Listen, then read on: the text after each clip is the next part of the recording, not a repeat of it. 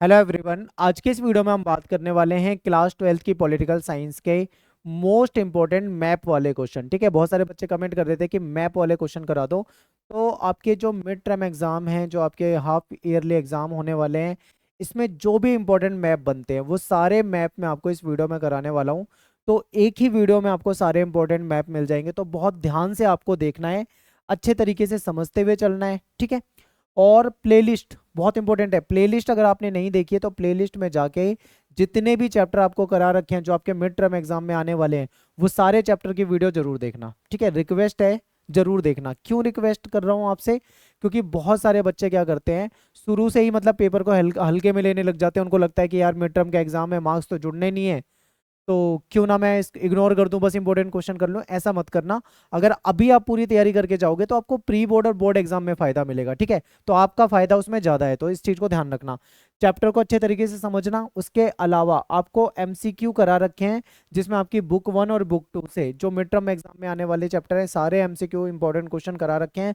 इसके अलावा one shot video भी बना रखी है, जिसमें आपके लॉन्ग क्वेश्चन और शॉर्ट क्वेश्चन जो है, दोनों तरह के क्वेश्चन मैंने कवर करा दिए हैं। ठीक है, और इस वीडियो में आपके मैप वाले क्वेश्चन कवर हो जाएंगे। इसके बाद में आपके कार्टून वाली जो वीडियो है वो भी बनाऊंगा, तो आपके सारे टॉपिक जो है वो कवर करा दूंगा। ठीक है, टेलीग्राम ग्रुप जरूर ज्वाइन कर लो, यहाँ पे आपको पीडीएफ नोट्स वगैरह टाइम टू टाइम मिल जाएंगे, तो इसमें ज्वाइन हो जाइए। Class 12th ESP new group आपको सर्च करना है। आप हमारी वेबसाइट पे भी जा सकते हैं। वेबसाइट में आपको क्लास 12th में जाना है, गूगल पे जाके eklavyastudypoint.com सर्च करना है, क्लास 12th में जाना है, अपने सब्जेक्ट में जाना है। ऐसे आपके सामने टेबल आ जाएगी, यहाँ पे इंपॉर्टेंट मैप भी मिल जाएंगे, शॉर्ट क्वेश्चन लॉन्ग क्वेश्चन भी मिल जाएंगे, एमसीक्यू वगैरह सब कुछ आपको मिल जाएगा। ठीक है, अलावा अगर इसके अलावा पीडीएफ डाउनलोड करना चाहते हो तो पीडीएफ सेक्शन में जाके पीडीएफ को डाउनलोड करो। अगर आप क्वेश्चन पेपर देखना चाहते हो तो क्वेश्चन पेपर में जाके आप मिड टर्म के या प्री बोर्ड के क्वेश्चन पेपर भी देख सकते हो, जो आपने डाल रखे होंगे, तो आप वहां से भी तैयारी कर सकते हो। ठीक है, सब कुछ आपको यहाँ पे फ्री में अवेलेबल है। अब बात करते हैं हम यहाँ पे सीधा इंपॉर्टेंट क्वेश्चन यानी इंपॉर्टेंट मैप की। तो देखिए, आपकी बुक 1 में से एक मैप बनता है, अगर आपने ये देखा होगा तो ये यूरोपियन जो संघ है उसके देशों का उसमें जो शामिल देश हैं उनका मैप है। ठीक है, तो इसमें जो पुराने कंट्रीज हैं, ठीक है, और जो न्यू कंट्रीज हैं, इनके बारे में बता रखा है। तो आप यहाँ पे एक बार ध्यान से देखिए, जो यूरोपीय संघ में ये पुराने देश थे, जिसको ओल्डर ओल्डर यानी पुराने मेंबर कहा जाता है, और ये न्यू कंट्रीज हैं, ठीक है, जो नए मेंबर कहलाते हैं। तो आपको इनके नाम क्या करने हैं, एक साथ लिख लेने हैं। सबसे पहले आपको एक कॉपी पे एक साइड लिख लेने हैं पुराने सदस्य, यूरोपीय संघ के पुराने सदस्य। ठीक है, उसमें पुराने के सारे नाम लिख लेने हैं। फिर दूसरी तरफ लिखना है यूरोपीय संघ के नए सदस्य, उसमें सारे देशों के नाम लिख लेने हैं जो आपको जो भी यहाँ पे मैप में दिख रहे हैं। ठीक है, इसके बाद आपको याद हो जाएगा और आप पेपर में कर पाओगे। अब देखो क्वेश्चन कैसा आता है, मेन चीज है, ये तो मैंने आपको मैप दिखा दिया, पेपर में क्वेश्चन आया हुआ है, ये मैंने प्रीवियस ईयर के क्वेश्चन पेपर में से क्वेश्चन उठाया हुआ है। ठीक है, ये सारे क्वेश्चन आ रखे हैं। तो देखो क्वेश्चन कैसे पूछे जाते हैं। यूरोपीय संघ का एक पुराना सदस्य देश बताइए और यूरोपीय संघ का एक नया सदस्य देश बताइए। ठीक है, अब यहाँ पे देखो, जैसे आपने अपने कॉपी में लिख लिया है नोटबुक में कि ये नए देश हैं और ये पुराने सदस्य देश हैं। अब उन नए और पुराने में से कोई भी देश आपसे पूछा जा सकता है। अब ये नहीं है कि आप अपनी मर्जी से एक पुराना देश या एक नया देश बता दो, वो मैप के अंदर पॉइंट आउट होगा। आपको ऐसे ABCD करके या पॉइंट करके आपको बता रखा होगा मैप में, आपको वही बताना है। तो उसके लिए आपको मैप के बारे में जानकारी होनी चाहिए थोड़ी। ठीक है, इसके बाद देखो तीसरा क्वेश्चन है कि यूरोपीय संघ का वो सदस्य देश बताना है जो सुरक्षा परिषद का स्थायी सदस्य है। आपको पता होगा यूरोपीय संघ का पहले यूरोपीय संघ के दो देश ऐसे थे, एक तो फ्रांस था, ठीक है, और दूसरा ब्रिटेन था।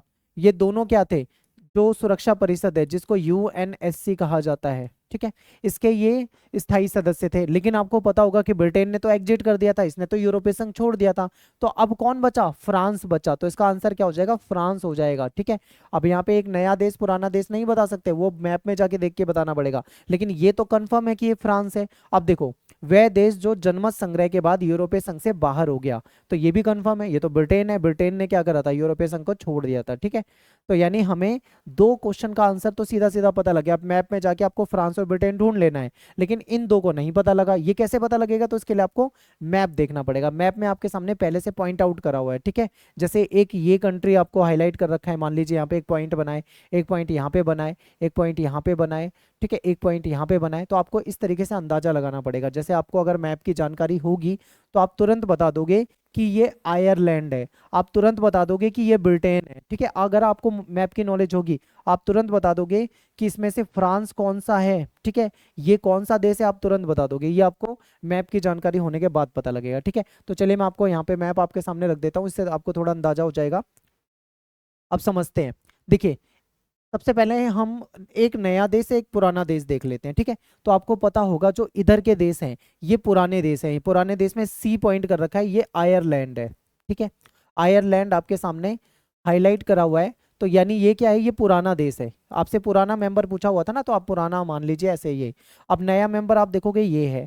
अब ये नया मेंबर जो है ये आपको कौन सा दिख रहा है, अगर आप मैप में ध्यान से देखोगे तो ये पोलैंड दिखाई दे रहा है। ठीक है, तो आप ये पोलैंड बता सकते हो इस तरीके से।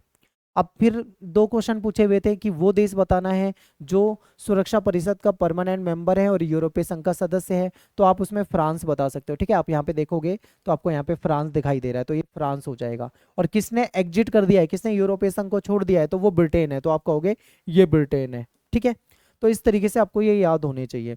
अब हो सकता है पेपर में नए पुराने देशों में कोई अलग क्वेश्चन पूछ लिया जाए। ठीक है, तो ये थोड़ा सा आप मैप को देखोगे, प्रैक्टिस करोगे तो आपको आ जाएगा, आप आराम से कर लोगे, ज़्यादा मुश्किल होता नहीं है। क्वेश्चन सिंपल ही पूछे जाते हैं, अगर आपने सही से पढ़ा है तो आप आराम से कर दोगे। ठीक है, अब बात कर लेते हैं वर्ल्ड मैप, तो थोड़ा मुश्किल होता है। इंडिया वाला मैप देख लेते हैं, ये बहुत आसान होता है। एक क्वेश्चन पूछा गया था आपसे पेपर में कि जो सरदार वल्लभ भाई पटेल है इनका गृह राज्य कौन सा है। ठीक है, फिर यहाँ पे जो पोटी श्री रामुल्लू है इनसे रिलेटेड कौन सा राज्य है।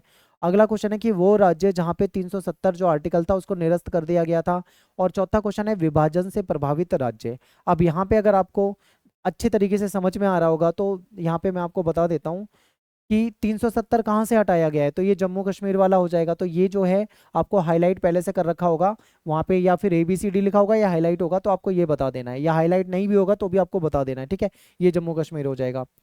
फिर विभाजन से प्रभावित राज्य, आपको पता होगा दो राज्य सबसे ज्यादा प्रभावित हुए थे विभाजन से, एक तो बंगाल था और एक पंजाब था। ठीक है, तो यहाँ पे बंगाल में तो देखो कोई भी हाईलाइट नहीं कर रखा है, लेकिन पंजाब की तरफ आपको दिख रहा है, तो आप बता दोगे पंजाब हो जाएगा। ठीक है, मैं यहाँ पे अगर लिखना चाहूँ तो मैं यहाँ पे आंसर लिख देता हूँ जम्मू कश्मीर JNK, और विभाजन से प्रभावित राज्य यहाँ पे मैं पंजाब लिख देता हूँ।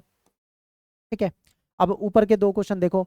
ये जो पोटी श्री रामुल्लू थे इन्होंने 56 दिन की भूख हड़ताल करी थी, उसके बाद इनकी डेथ हो गई थी। ठीक है, इन्होंने डिमांड क्या करी थी, इन्होंने डिमांड ये करी थी कि जो तेलुगु भाषी लोग हैं उनके लिए एक अलग स्टेट बना दिया जाए, अलग राज्य बना दिया जाए। तो ये कौन से राज्य से हैं, तो ये आंध्र प्रदेश से हैं। ठीक है, तो आप यहाँ पे क्या बता दोगे, आंध्र प्रदेश आप लिख सकते हो, यहाँ पे आंध्र प्रदेश या फिर AP लिख दो।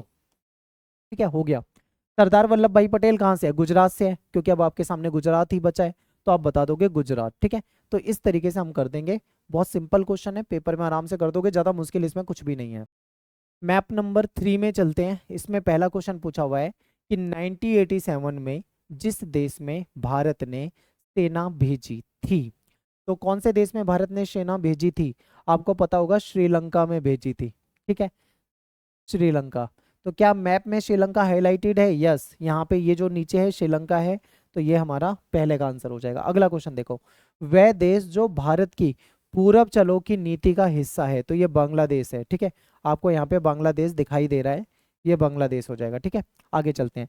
दक्षिण एशिया का वह देश जो चारों तरफ से भूमि से घिरा हुआ है, यानी चारों तरफ भूमि है, तो वो कौन सा देश है, नेपाल है। ठीक है, नेपाल इधर के साइड में देखो, यहाँ पे भूमि है, इधर भी आपको भूमि दिख रही है, यहाँ पे भी आपको भूमि दिख रही है, ऊपर भी आपको भूमि दिखेगी, क्योंकि तिब्बत और चाइना वगैरह दिखने लग जाते हैं। ठीक है, तो इसका आंसर क्या हो जाएगा, यहाँ पे नेपाल हो जाएगा, और ये तो बांग्लादेश हो जाएगा। ठीक है, और लास्ट क्वेश्चन है, वे देश जिसकी पनबिजली योजना में भारत मदद कर रहा है, तो एक बार मैप में देखो, ये B पॉइंट, ये कौन सा देश है, ये भूटान है। ठीक है, तो यहाँ पे आप लिख दोगे भूटान, तो इसका आंसर हमें पता लग गया।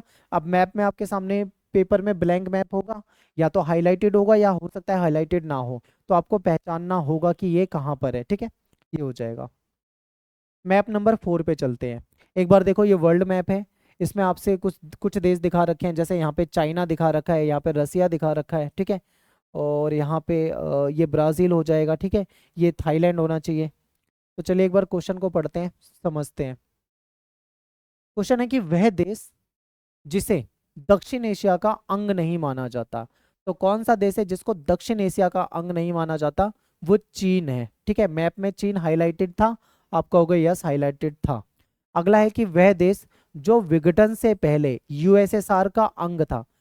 ठीक है, तो वो आप जानते हो, सभी जानते हो कि सोवियत संघ के विघटन से पहले जो रूस था वो उसका अंग होता था। ठीक है, बाद में उसका उत्तराधिकारी बन गया था।